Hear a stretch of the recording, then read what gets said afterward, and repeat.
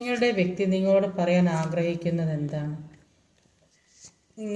നിങ്ങളുടെ വ്യക്തി നിങ്ങളോട് എന്താണ് പറയാൻ ആഗ്രഹിക്കുന്നത്? അവരിപ്പോൾ പല കാര്യങ്ങളും മനസ്സിൽ അടക്കി പിടിച്ച് അവർക്ക് ആകെ വിഷമമാണ്, നിരാശയാണ്. പല കാര്യങ്ങളും മനസ്സിൽ അടക്കി പിടിച്ച് വേദന സഹിച്ച് നിൽക്കുന്ന വ്യക്തികളാണ്.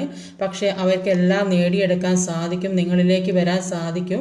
അത്രയ്ക്ക് പവറുള്ള ഒരു വ്യക്തിയാണ്. അതുകൊണ്ട് തന്നെ ഇപ്പോൾ കുറച്ചു കാലം ഇപ്പോൾ വേദനയും വിഷമങ്ങളും നിരാശയൊക്കെ അനുഭവിച്ച് ജീവിക്കേണ്ടി വരും.